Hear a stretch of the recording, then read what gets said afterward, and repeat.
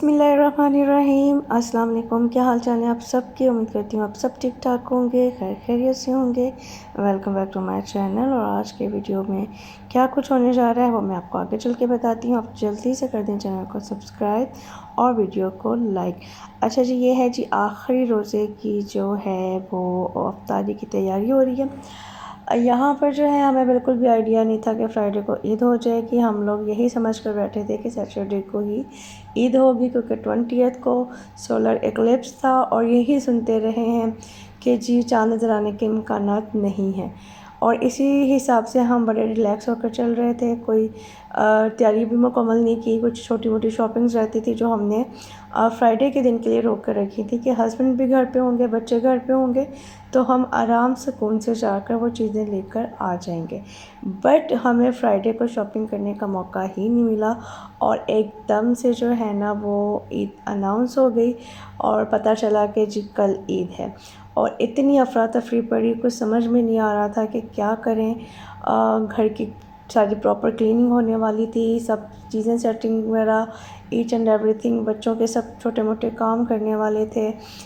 और बस इसी परेशानी में मैं बैठी हुई थी कि अब मैं क्या करूं, कैसे पूरा घर का काम सिमटेगा, क्योंकि कल ईद है और सब कुछ करने वाला। इवन कि हमने ग्रॉसरी तक नहीं की थी, ग्रॉसरी भी हमने फ्राइडे के लिए होल्ड करके रखी हुई थी कि फ्राइडे वाले दिन ही हम जाकर ग्रॉसरी करेंगे। क्योंकि क्या हो रहा था कि हस्बैंड ड्यूटी से आते थे, उनके आने के कुछ देर के बाद इफ्तारी हो जाती थी। इफ्तारी करके तो फिर हम निकलते थे, जब तक तो लेट हो जाते थे। अगले दिन बच्चों को स्कूल में जाना होता था, तो जिसकी वजह से हम लोग जो बच्चों के कपड़ों की और छोटी मोटी चीज़ें हमने इसकी शॉपिंग की। और ग्रॉसरी को हमने सोचा कि फ्राइडे को आराम सुकून से डिटेल में हम ग्रॉसरी कर लेंगे, बट उसका तो मौका ही नहीं मिला। तो बस फिर जो कुछ घर में अवेलेबल था वो उसी से ही काम चलाना था। तो मैंने फिर यही सोचा कि खीर फटाफट जो है वो बन सकती है, तो मैं वो बना देती, क्योंकि टेट्रा पैक वाला मिल्क भी घर में पड़ा था, चावल भी थे, चीनी भी थी। तो वो आज मैं सुबह यानी ईद के दिन के लिए बना रही हूँ खीर।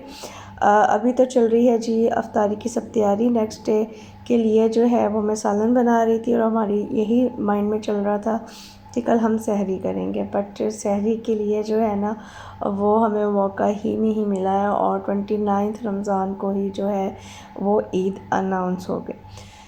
तो खैर अभी मैंने जो है कि मैं कुछ सब कुछ कर करा के भून के सब मसाले वगैरह डाल के इसकी अच्छे से भुनाई कर दूँगी। फिर इसके अंदर आलू डालकर इसको कुक होने के लिए छोड़ देंगे। उसके बाद हम करेंगे जी हमारी अफ्तारी की पार्ट जो प्रिपरेशन है वो कंप्लीट कर लेंगे। अब बच्चों के सब कपड़े भी प्रेस करने वाले थे जब अनाउंसमेंट हुई है। और अपने हस्बैंड के सब कपड़े, किचन की प्रॉपर क्लीनिंग होनी थी, डिश वॉशिंग रहती थी मेरी करने वाली, और छोटे मोटे काफ़ी सारे काम थे जो नहीं हुए थे। मुझे अपने लिए शूज़ लेने थे, वो भी हमने फ्राइडे के दिन के लिए जो है वो रखा हुआ था कि आराम सुकून से फ्राइडे को जाएंगे और शूज़ लेकर आ जाएंगे। हस्बैंड को अपनी शॉपिंग करनी थी, उन्होंने भी फ्राइडे के दिन के लिए सोच कर रखा हुआ था कि हम शॉपिंग जो है ना अपनी फ्राइडे को करेंगे। और लेकिन इतनी जो है ना अचानक जब ईद का अनाउंसमेंट हुआ तो मैं घर के कामों में बिज़ी थी, तो मैंने हस्बैंड को बोला कि आप जाके अपनी शर्ट्स वगैरह लिए हैं, तो मैं घर के काम समेट लेती हूँ, मेरा शूज़ के बगैर गुजारा हो जाएगा, आप जाकर अपनी शॉपिंग कंप्लीट कर लें।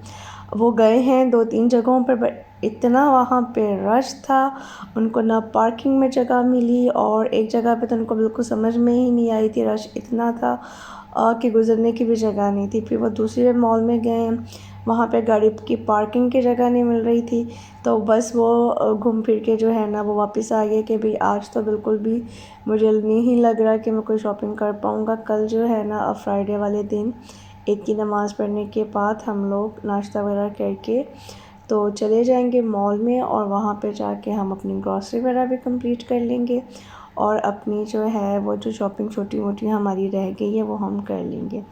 तो इस तरह से जो है ना हमारी ईद इतनी अफरा तफरी में और भागम दौड़ में जो है वो अनाउंस हो गई। अच्छा, यहाँ पे जो है फ्रूट चाट मैंने बना ली है, उसको मैं बोल में डाल रही हूँ। और इसके अलावा कुछ चीज़ें पड़ी थी, आखिरी मराहिल में है ये सब चीज़ें, ख़त्म होने वाली थी, तो मैंने सोचा कि जो कुछ पड़ा हुआ है मैं इनको फ्राई कर लेती हूँ। रोल और छोटे वाले जो मिनी समोसे हैं वो मैं फ्राई करूँगी और उसके बाद जो है अब हम बना लेते हैं जी शामी कबाब ईद के लिए। अच्छा, ये वीडियो जो है ना, ये मेरी पुरानी रिकॉर्ड करके रखी हुई थी, बट इसको एडिट और अपलोड करने का टाइम ही नहीं मिला और सर्दियाँ गुजर गई। तो मैंने जो है ना इसलिए सोचा कि दोबारा रिकॉर्ड करने की बजाय जो ऑलरेडी मेरे पास रिकॉर्डिंग पड़ी है उसी को ही मैं इसमें ऐड कर देती हूँ। तो यहाँ पर मैंने बोनलेस चिकन लिया है, तकरीबन 800 ग्राम है ये। मीन्स अगर आप विद बोन लेना तो तकरीबन 2 kg हो तो उसमें इतना चिकन जो है वो आपको मिलता है जितना मैंने बोनलेस यूज़ किया। इसके अलावा एक बड़े साइज़ का आलू कट कर लिया है, 2 मीडियम साइज़ के प्याज कट कर लिए हैं। दाल जो है वो तकरीबन 300 ग्राम थी, इसमें जो मैंने भिगो कर रखी हुई थी वो डाल दी है। इसके अलावा सब मसाले, नमक, मिर्च और खुश्क धनिया, पिसा हुआ ज़ीरा, साबुत ज़ीरा, थोड़े से खड़े मसाले डाले थे जिसमें मैंने दालचीनी डाली थी, 2-3 लौंग डाले थे, एक बड़ी इलायची डाली थी, थोड़ी सी जावित्री और बिल्कुल हाफ़ जो है ना वो बादियान का फूल डालकर मैंने इन सब स्पाइसेस के साथ पानी डाला था और अच्छे से मिक्स करके इसको मैंने लगा दिया था प्रेशर।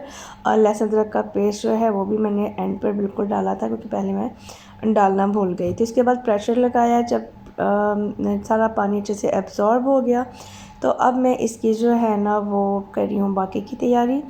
यहाँ पर 2 मैंने प्याज ले लिए हैं, उनको मैं बारीक बारीक चॉप करूँगी चॉपर के अंदर, और साथ में पुदीना, धनिया और सब्ज़ मिर्च, इन सब चीज़ों को चॉपर में एक साथ हम चॉप कर लेंगे। उसके बाद इसका जितना भी एक्सेस वाटर है वो हम डाल देंगे, निकाल देंगे, और उसके बाद बाकी जो बचेगा वो हम अपने शामी कबाब के मसाले में ऐड कर देंगे।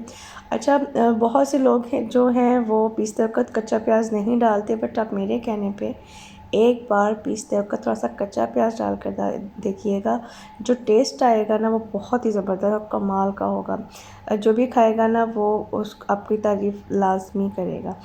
तो लेकिन बहुत मोटा मोटा काट के नहीं डालना, अगर आपके पास चॉपर नहीं है तो बहुत बारीक इसको काट लीजिए, अदरवाइज़ कद्दूकस भी कर सकते हैं, आप इसको ग्रेट कर लीजिए और उसके बाद फिर आप इसके अंदर से दबा दबा कर जितना भी एक्स्ट्रा पानी है उसको निकालिए। पानी आपने नहीं जाने देना बिल्कुल भी। जो आपका शामी कबाब का मसाला है उसके अंदर आपने सारा पानी निकाल कर उसके बाद डालना है, वरना क्या होगा कि जो आपका शामी कबाब का मसाला है वो बहुत ज़्यादा पतला हो जाएगा और उसके कबाब बनाने फिर आपके लिए मुश्किल हो जाएंगे। तो अब यहाँ पर जो है मैं बाकी जो है शामी कबाब का मसाला जो कुक हमने प्रेशर में कुक करके रखा हुआ है, इसको भी मैं थोड़ा थोड़ा करके चॉपर के अंदर डालती जाऊँगी और इसको हम पीस लेंगे। आप चाहें तो हाथ से पीस सकते हैं, किसी भी तरीके से, जो भी आपका नॉर्मल तरीका है पीसने का उस तरह से आप इसको पीस कर, और उसके बाद आपने इसको कम अज़ कम 2 घंटे के लिए फ्रिज के अंदर लाजमी रखना है, ताकि जितना भी एक्स्ट्रा मॉइस्ट है इसके अंदर, तो कोई पानी है, नमी है, गीलापन है, या अगर आपका बैटर पतला हो गया है तो फ्रिज में 2 से 3 घंटे के लिए रख दें आराम से। उसके बाद ये इतना अच्छा सेट हो जाता है, ये कबाब जो है ना वो बनाने बहुत ही ज़्यादा आसान हो जाते हैं। अच्छा, यहाँ पर जब मसाला सब पिस गया तो उसमें मैंने जो प्याज, सब्ज़ मिर्च और पुदीना और धनिया चॉप करके रखा था वो मैं इसके अंदर डाल दूँगी। अभी आप देख सकते हैं कि आपको बैटर थोड़ा सॉफ्ट लग रहा होगा। इसको जो है ना मैं 2 घंटे के लिए जब फ्रिज में रख कर निकालूँगी तब आप देखिएगा कि इसका टेक्सचर जो है वो कितना ज़बरदस्त हो जाता है। अच्छा, एक दफ़ा आपने यहाँ पर चख लेना है और उसके बाद जो चीज़ आपको कम ज़्यादा लगे उसको आप एडजस्ट कर लीजिएगा। मुझे थोड़ा सा नमक मिर्च कम लग रहा था, मैंने थोड़ा सा नमक डाल दिया इसके अंदर, थोड़ी लाल मिर्च डाली है और थोड़ा गरम मसाला जो है बिल्कुल एंड पे मैंने डाला है, पहले नहीं डालना गरम मसाला पिसा हुआ, बिल्कुल एंड पे जब आप मसाले को मिक्स करेंगे पीसने के बाद आपने इसके अंदर जो है वो डाल देना है। अच्छा, 2 से 3 घंटे मैंने डालने के बाद अब मैं इसके कबाब बनाऊँगी। बहुत अच्छे से हमारा जो मिक्सचर है वो सेट हो चुका है मसाला कबाबों का। इसके अब कबाब बनाने जो है वो बहुत ही ज़्यादा आसान हो जाएंगे। पानी यूज़ कर सकते हैं आप हाथों पर, ऑयल यूज़ कर सकते हैं। जो फर्स्ट लेयर लगाने से पहले ट्रे के ऊपर आपने ऑयल लाजमी लगा देना है। उससे क्या होता है कि जब आप इनको निकालेंगे फ्रीज कर होने के बाद तो ट्रे से अलग करने बहुत ही ज़्यादा आसान हो जाते हैं। अब अपनी मर्ज़ी के, अपने साइज़ के, छोटे बड़े मोटे पतले जैसे भी कबाब आपको बनाने हो आप बना के उसके बाद ट्रे में रखते जाइए। लेयरिंग लाजमी करिएगा, ऊपर नीचे एक साथ आपने नहीं रखने। एक लेयर लगाएं, ऊपर कोई शीट लगा दें, उसके बाद जो है दूसरी लेयर लगा दें, और उसके बाद जितने आपके कबाब हैं उस हिसाब से लेयरिंग करें, और उसके बाद उठाकर आप रख दें इनको फ्रीज़र में। ओवरनाइट आपने छोड़ना है, कम से कम 6 से 8 घंटे फ्रीज़ करना बहुत ज़रूरी है। ज़्यादा देर के लिए भी करना हो तो आप ज़्यादा देर के लिए भी कर सकते हैं। यहाँ पर सब चले गए हैं फ्रीज़र के अंदर।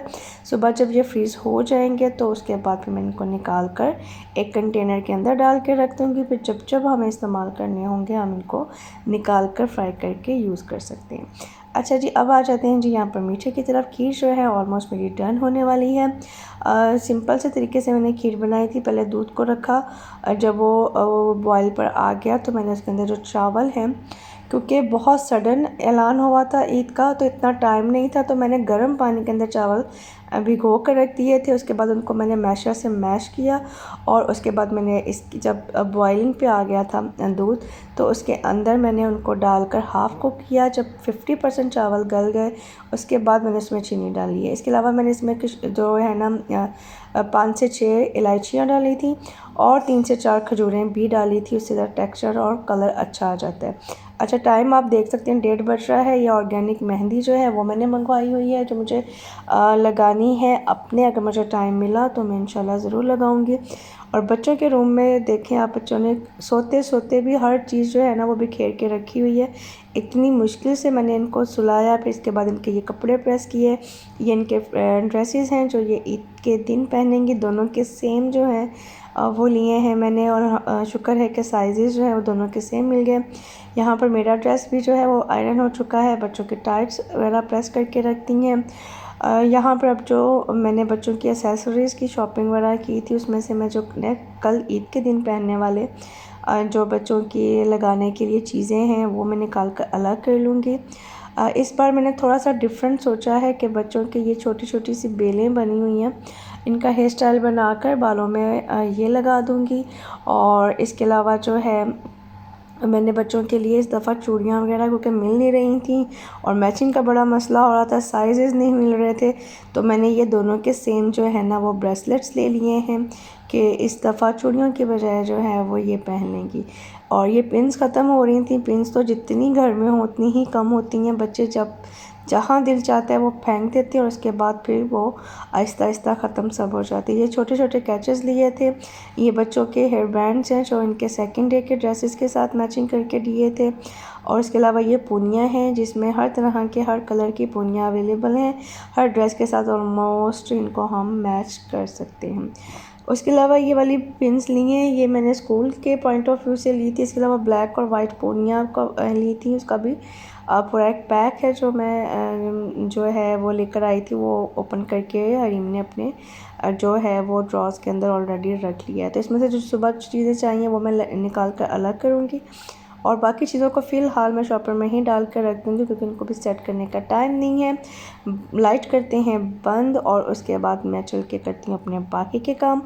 आपके लिए आज की वीडियो में बस यही कुछ था। ईद की वीडियो में ईद के दिन क्या किया वो सब मैं आपके साथ नेक्स्ट वीडियो में शेयर करूँगी। कुछ ईद के पॉइंट ऑफ व्यू से आपके साथ रेसिपीज़ भी शेयर करूँगी। अपना रखिएगा बहुत ज़्यादा ख्याल, और मेरी तरफ से आप सब लोगों को एडवांस में ईद मुबारक। फिर मिलेंगे इंशाल्लाह। अल्लाह हाफ़िज़।